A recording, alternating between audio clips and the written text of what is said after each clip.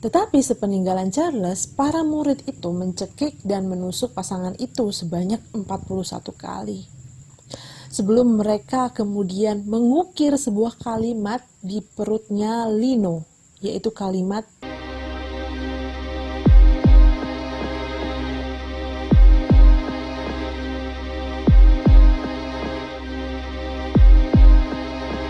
Hai friends, aku Dian, selamat datang di episode #EverHappen. Sampai di sini kita tarik nafas dulu ya. Kitanya tarik nafas, tapi The Manson Family tidak tarik nafas.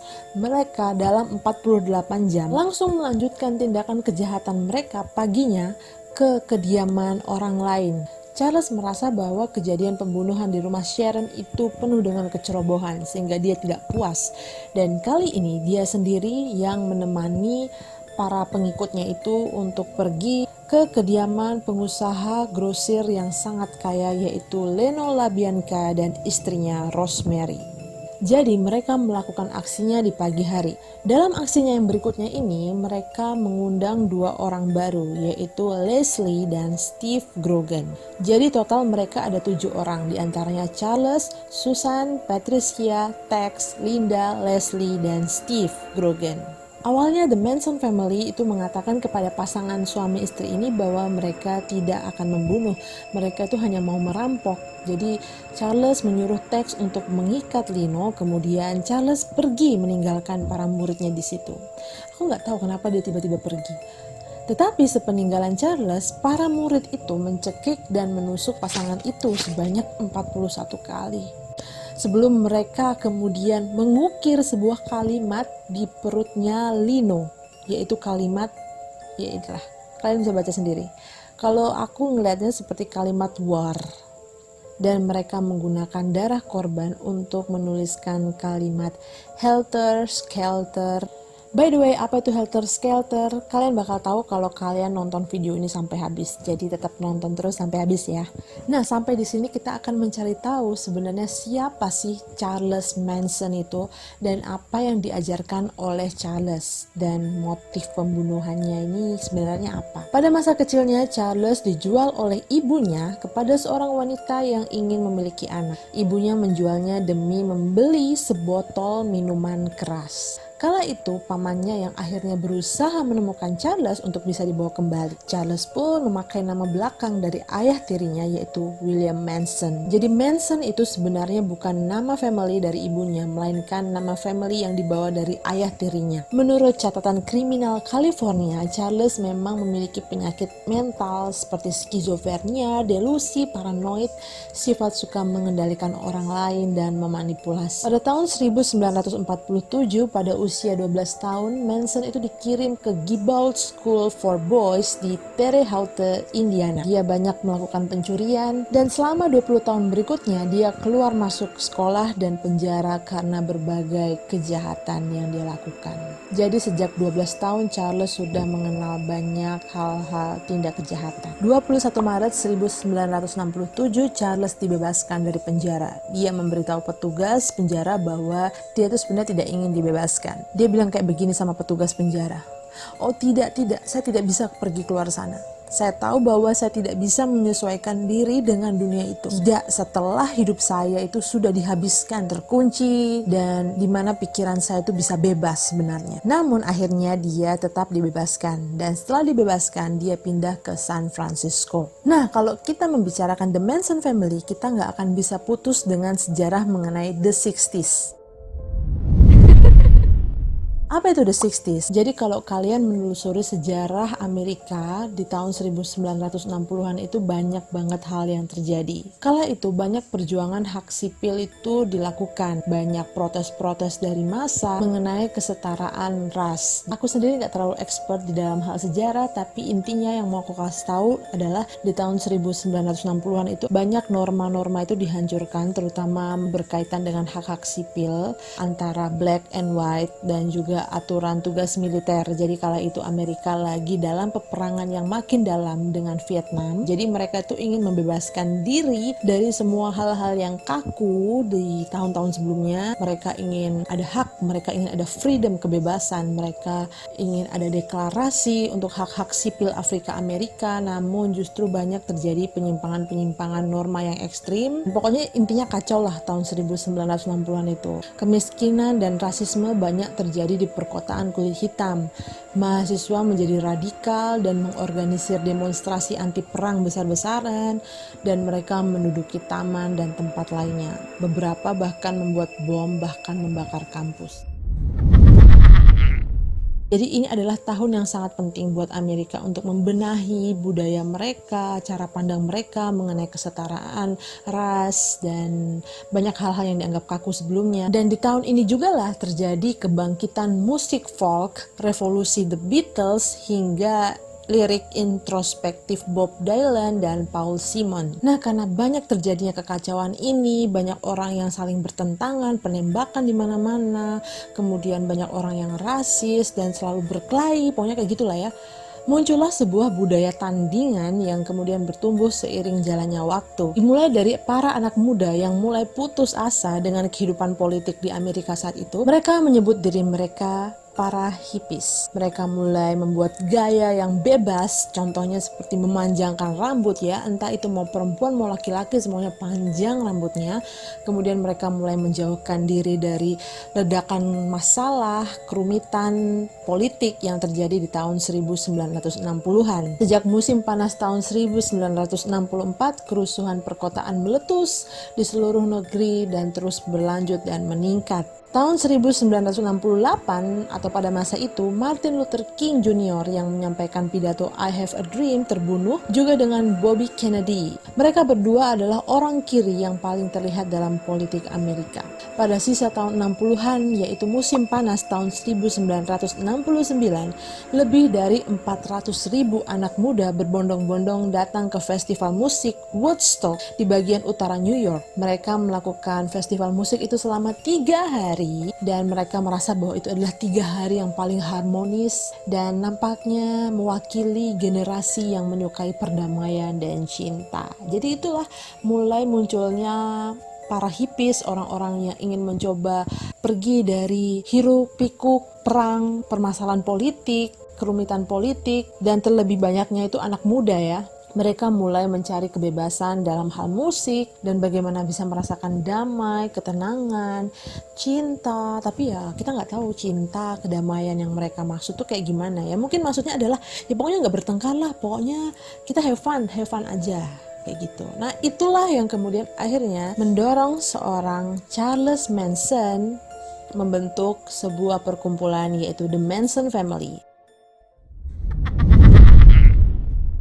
Tapi sebelum kita ke situ, kita harus tahu dulu background kehidupan si Charlie Manson ini kayak gimana. Jadi, waktu dia sudah dibebaskan dan dia pindah ke San Francisco tahun 1967 sampai 1968, Charles itu bertemu dengan seorang yang bernama Gary Hinman. Gary Hinman ini adalah seorang guru musik yang memperkenalkannya pada Dennis Wilson yang merupakan anggota dari Beach Boys. Jadi itu adalah sebuah band yang cukup terkenal kala itu. Dan pada tahun itulah Charles mulai menarik para pengikutnya dan mereka mulai tinggal di sebuah daerah yang ada di Spence Ranch.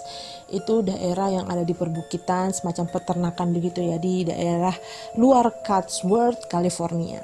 Dennis Wilson, anggota dari Beach Boys tadi pun mulai memperkenalkan Charles kepada produser rekaman yaitu Terry Melcher, putra artis Doris Day.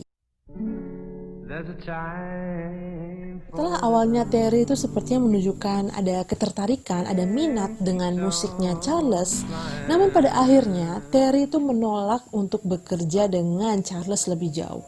Jadi Charles seperti di PHP-in. Padahal Charles itu merasa bahwa wah, musikku ini adalah musik yang sangat berkualitas dan aku yakin aku bisa jadi orang terkenal suatu hari nanti. Dan itu juga ditunjukkan oleh Terry. Dia sepertinya waktu mendengarkan aku menyanyi, mendengarkan musik yang aku buat, dia sepertinya sangat senang dan dia angguk-angguk gitu ya.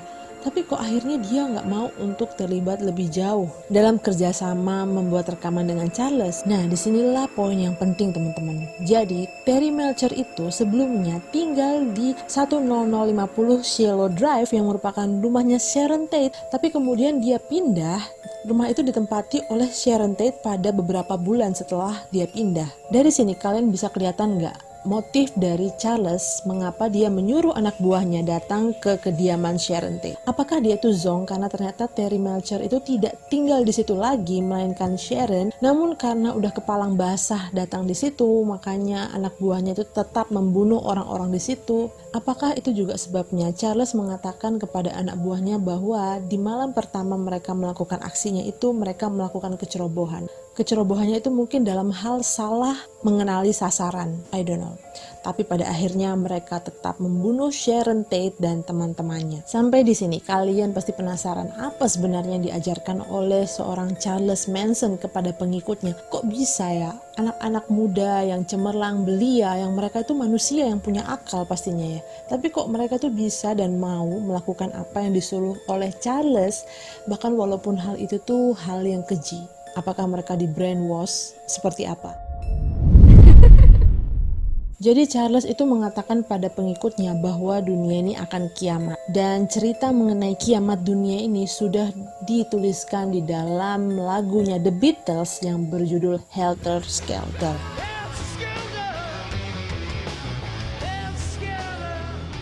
Nah, sekarang kalian nyambungkan mengapa mereka menuliskan kalimat Helter Skelter di pintu lemari esnya Leno LaBianca. Jadi lagu Helter Skelter itu dijadikan semacam mars buat The Manson family sebelum mereka melakukan aksi mereka. Apa yang dilakukan oleh Charlie dan pengikutnya awalnya hanyalah bermula dari apa yang disebut dengan creepy crawlies. Creepy crawlies itu adalah tindakan di mana mereka akan masuk diam-diam ke rumah orang yang jendelanya itu terbuka atau pintunya itu lupa dikunci. Kemudian mereka akan berpakaian serba hitam. Mereka akan masuk untuk mengacak-ngacak barang mereka, kemudian mengambil beberapa uang dan beberapa makanan. Ya hanya sekedar itu, hanya sekedar usil-usilan ya. Padahal walaupun buat kita itu adalah kejahatan ya, karena udah mencuri kan. Selain itu, Charles juga mengajari para pengikutnya bagaimana cara menggunakan pisau ke tubuh seseorang. Jadi waktu salah satu mantan pengikutnya Charles itu pernah diwawancarai oleh seorang reporter di televisi Amerika, dia itu menjelaskan bagaimana Charles itu mengajari mereka menggunakan pisau. Jadi waktu pisaunya itu ditusuk kepada korban, jangan lupa untuk mengangkat atau menyeret pisau itu ke atas. Yaitu pasti tujuannya adalah untuk membuat lukanya itu makin lebih lebar dan menganga kan, sehingga kemungkinan untuk si korban hidup itu kecil. Charles mendoktrin mereka bahwa mereka itu harus bersedia untuk membunuh agar mereka tidak terbunuh. Charles mengklaim bahwa dia adalah anak Allah atau Mesias atau Yesus Kristus. Dan dia mengatakan pada para pengikutnya bahwa dia menerima semua orang. Dia itu tidak rasis. Dia itu menganggap bahwa semua orang itu sama. Nah, inilah yang dicari-cari oleh para pengikutnya itu. Mungkin para pengikutnya itu adalah orang-orang yang udah muak dengan perbedaan, perdebatan mengenai rasisme. Dan ketika mereka mengenal Charles yang begitu welcome kepada semua ras, mereka merasa bahwa wow, orang ini beda banget gitu ya. Charles juga menekankan mengenai perdamaian. Tapi perdamaian itu adalah mengenai bagaimana kau berdamai dengan dirimu, bagaimana how you feel good, dan bagaimana engkau berdamai dengan alam, nature sekitarmu. Kalau dia menekankan perdamaian, kenapa dia membunuh orang ya kan? Charles mendoktrin para pengikutnya bahwa suatu hari nanti akan terjadi Armageddon atau kiamat. Tetapi seluruh pengikutnya itu pasti akan selamat. Dan dia mengatakan bahwa akan ada pertempuran ras. Dan suatu hari nanti orang kulit hitam itu akan mengambil alih negara. Mereka akan memimpin negara itu. Dan dia mengatakan bahwa dia dan para pengikutnya itu nanti akan pergi bersama-sama. Mereka akan pergi ke lubang di sebuah padang, di mana kemudian akan ada tali emas yang turun dari langit untuk menyelamatkan mereka, sehingga mereka bisa gelantungan di tali itu dan tali itu akan membawa mereka ke atas. Aku nggak tahu dari mana Charles bisa mendapatkan imajinasi seperti itu. Doktrin Charles kepada para pengikutnya, dia mengatakan bahwa orang tua kalian sudah tidak mencintai kalian, orang tua kalian tuh membenci kalian dan tidak menginginkan kalian. Mereka tuh tidak peduli kepada kamu. Tetapi aku mengasihimu, aku memberikanmu cinta. Selain itu, kelompok The Manson Family ini akan melakukan pesta pora seks karena katanya dengan cara itulah mereka dapat mengungkapkan personality mereka. Jadi kalau mau mengungkapkan personality itu kalian harus berhubungan seks, ya itu menurut ajarannya The Manson Family. Pesta seks itu terjadi baik antar lawan jenis maupun sesama jenis. Jadi waktu mereka malam ketika mereka lagi fly itu ya, mereka itu akan melakukan hubungan dengan siapapun yang mereka bergairah, mau itu lawan jenis maupun sesama jenis. Jadi waktu mereka berpesta itu mereka juga menggunakan obat drug LSD yang membuat mereka itu kayak antara setengah sadar dan tidak sadar ya. Pertanyaan kita berikutnya, siapa saja pengikut Charles? Dan ternyata pengikutnya Charles ini justru didominasi oleh perempuan muda. Mereka rata-rata adalah perempuan-perempuan yang beranjak dari usia remaja ke usia pemuda. Walaupun memang ada beberapa laki-laki di sana, namun porsinya tetap didominasi oleh perempuan. Mereka adalah perempuan yang memiliki latar belakang broken home, kemudian sedang dalam masalah yang besar, kemudian depresi, dan dalam pencarian jati diri.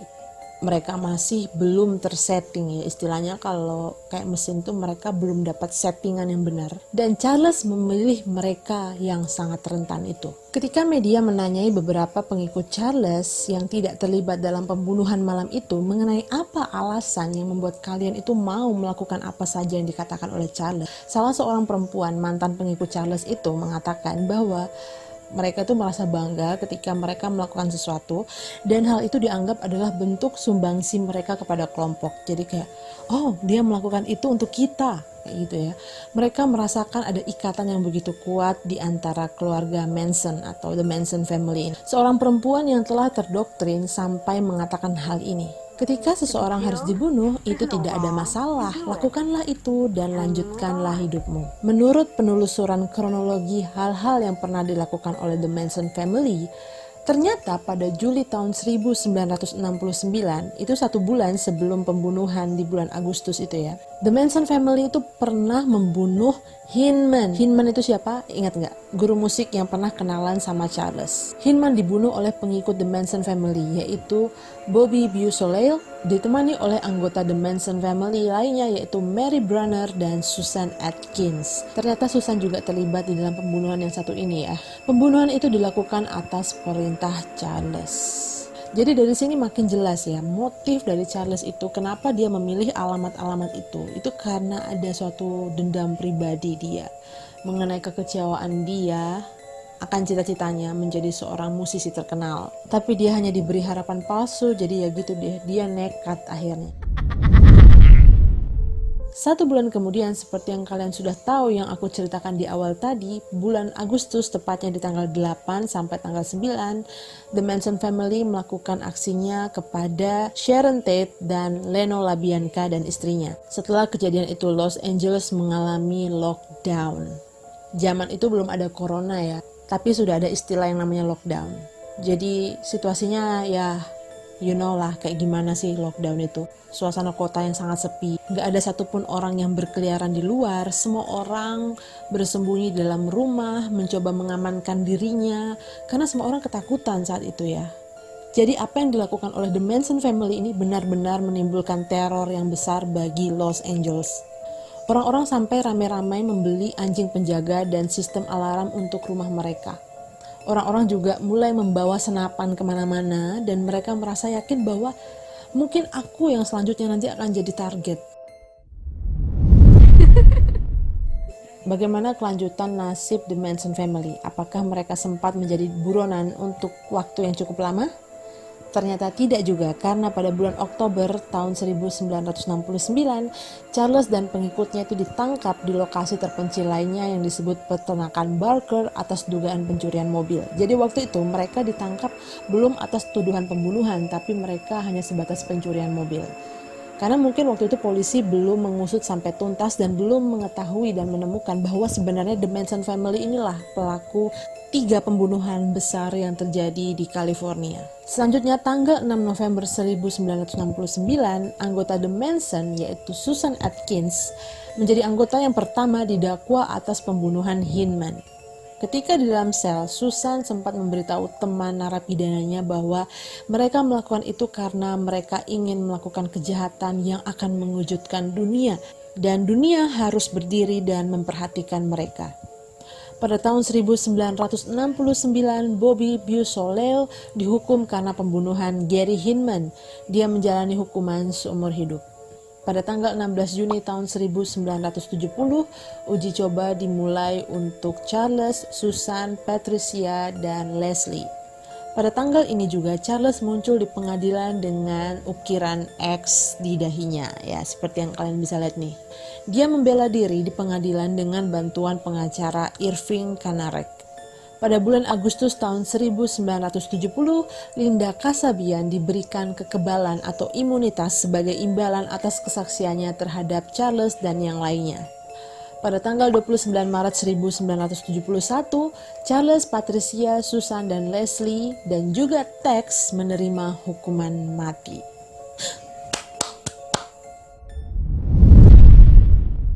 Pada tahun 1972, hukuman mati dihapuskan di California.